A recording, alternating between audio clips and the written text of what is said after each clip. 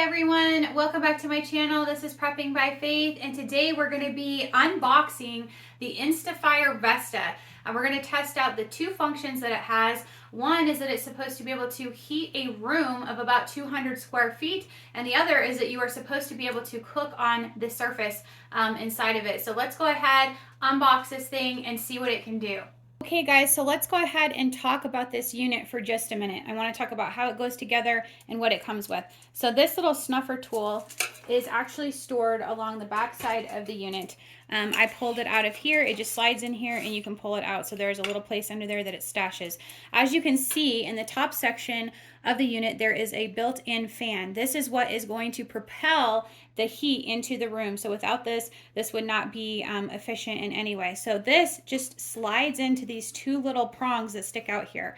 Underneath of that, we have a grate. That is what you're going to use as a surface to cook on, that slides underneath at the bottom of these two little prongs. There's a place in there for it to clip into.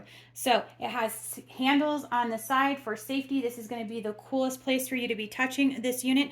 I would advise against trying to move it in any way after you already have your cans of sterno going. So as you can see, it comes with 2 cans of this 6-hour canned heat. This is the equivalent of sterno.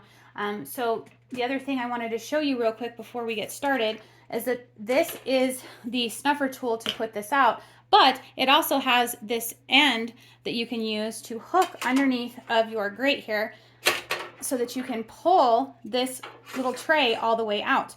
So as you guys can see, hopefully, there are 3 positions here, 1, 2, and 3. In order for this fan to work properly, you have to place one of these cans into position 1. The other one I'm going to go ahead and put in 2. If I had a third one, I would put it there. So this is how this is going to work, and then you're just going to be able to push that thing back in there safely and snug so that it can get going. It's supposed to take a couple of minutes to get hot enough for that fan to kick on.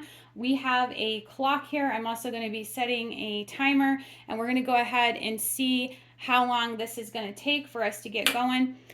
The other thing I want to do is go over a little bit of fire safety real quick. I think that is important. So let's talk about fire safety for just a moment. This table that I am using right here is actually a metal table. I wanted to be sure that I wasn't putting this on anything wood. We are over carpet, so ideally if you were in a room that wasn't carpeted, that would probably be best. I did consider setting this up in my bathroom, but I wanted this to be as accurate as possible. I would think that if you guys had a one of those grill mats that you had a spare of, I'm actually considering purchasing one myself to be using indoors for things like this so that you can put it underneath in case anything were to get spilled over. That way it would protect your carpet. You wouldn't have an instance where a fire could get started quickly. I do have on me right here a fire blanket nearby. That's so that I can snuff this out really quickly if something were to go awry. I did go ahead and put down some foil just to protect this table. I don't know how hot this is going to get, so I want to make sure I'm protecting that. I have over here some oven mitts just in case as I'm messing around with this unit. I don't want to burn myself in any way. If you had gloves, that would also work. The other thing is my smoke detector is right here above us in this room, so that is going to be able to detect if we had any carbon monoxide that was going out into the room that was too much. If you were in a grid down situation and you were using this, they do have portable carbon monoxide detectors. I have one of those. You want to have extra batteries put up for that. I would think that even in a situation, as long as you are making sure that you have plenty of 9-volt batteries in all of your smoke detectors, that should work as well. So be thinking about making sure you are regularly changing out those batteries and that you have stashed plenty of those away for all of the smoke detectors in your home in case you are in a situation where those are not being powered by the grid. So that is what I wanted to go over real quick. I think it's important that we discuss fire safety because a lot of people just don't pay attention to that kind of thing. Whenever you're handling any kind of a flame, anything that is hot, you always need to be thinking about safety first. The other thing is you wouldn't want this table. I've moved it into the center of my room. I don't want it near any hanging material like curtains or bedding or anything like that. And if you were using this in a situation where you were heating a small space because you didn't have heat, I would advise against having this operational when everybody else is asleep, yourself is asleep. Somebody should be keeping an eye on this thing at all times. You can use it to take a chill off of a room. Preferably you have other things as well to stay warm, whether that's sleeping bags, a tent that you've erected in your room, whatever it is. But I would not leave something like this running unattended. Go ahead and get this thing fired up. I went ahead and turned this around so that the unit is as centered in the table as I can, and I don't have to worry too much about, you know, pulling this tray out and it falling off the end of the table the way I had it. So we're going to go ahead and get these open, and we're going to get these on this unit. Looks like it is the kind with the wick, so I'm going to put this back in here in this little slot. You want to make sure that your room is ventilated as well, so I actually have the bedroom door open. So we're going to put this guy in here and this one. And then we're going to go ahead and light these up. So there. Let's see if we can get this guy going here. Come on. Looks like it's trying to do something. Yeah, there it goes. That one goes. I think it is going. Yep, they're both lit. So I'm going to take my trusty tool here, shove these carefully back inside, make sure they're all the way in the unit, the door is shut, and then I'm going to set a timer right now. I have another phone over here, and we are going to put this stopwatch on and just see how long it's going to take for that fan to kick on. And as soon as that kicks on, I'm going to start monitoring the temperature of the room. If you guys can see right now, it is showing almost 70 degrees. It's 69.9 in here. That's another reason I have this little clock in here. This thing is really nice because it has the time and it also has the temperature, the indoor temperature. I do have a meat thermometer over here as well, so we can get a more accurate reading. I'll kick that on. Let's see what this is saying as well. It says it is 70.5. So that one is saying 69.9. This one is saying 70.5. So we have a little bit of a discrepancy there by about, you know, a half a degree or so. So I feel like that's pretty close. So we will just go ahead and monitor this and let you guys know as soon as I see that kick on. It hasn't even been 2 minutes. It was only maybe about a minute and that fan already kicked on. So that fan is on. It is pushing heat into this room.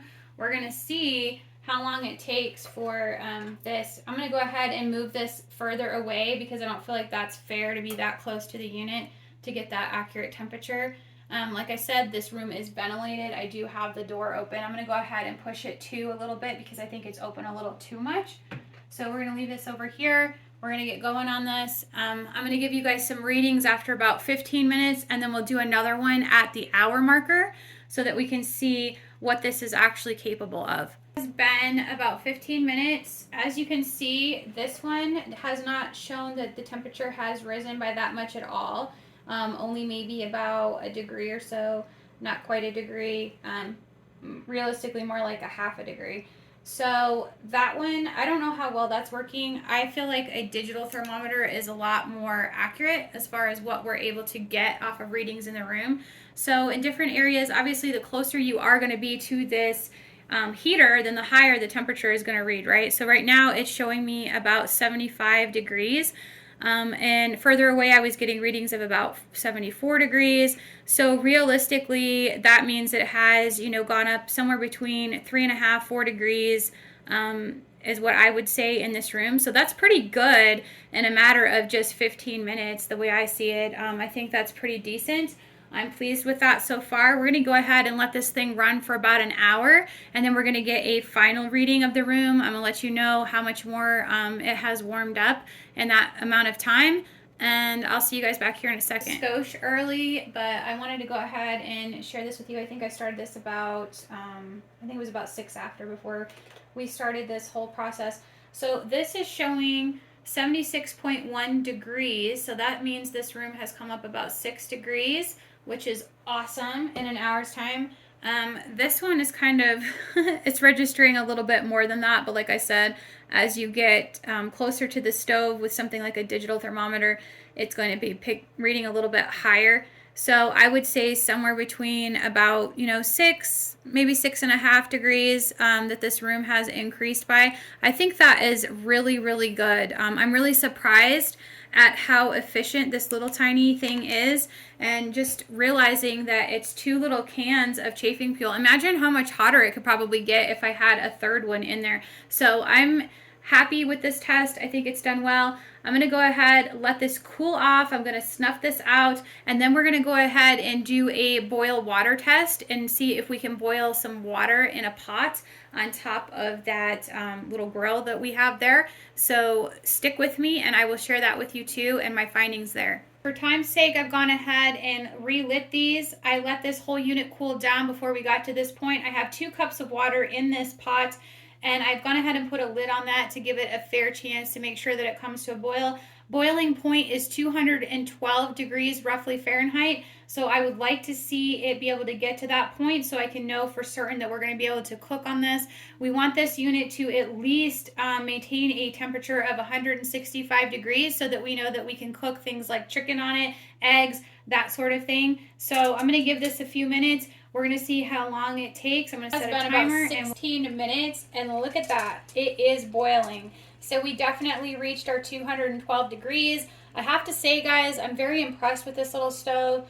I'm just blown away by how well it works for what it is, for the size it is, for what it's using, just 2 little cans of chafing fuel. So we know that we can definitely get up to that boiling point. We're going to be able to cook on this thing comfortably, and I think this is well worth adding to our preps. I'd be interested to know what you guys have to say about it. So guys, I'm really excited that I went ahead and invested in one of these Vestas. I think they are a good bang for your buck. Just the simple fact that it has 2 functions. Not a lot of things do. It can heat a small room. We've proven that. It can also boil water. We've shown you how to do that. And I think it's just wonderful. I could go ahead and drop a link for you guys through my affiliate Amazon account, but I'm not going to. I'm going to encourage you guys to go directly to the manufacturer because it is a much better deal. I'm not affiliated with this company in any way. So head on over to InstaFire.com if you're interested in purchasing one of these. The regular price is $129.95, but they do have a code right now. I double checked it today. It is Chief30, and it will get you an extra 30% off the purchase price of this product, which is going to take almost another $40 off. So free shipping. You're going to get this thing with tax for just under $100. I think that is a really great steal. I think it's well worth it. Let me know what you guys think. I think it is. I'm enjoying this product.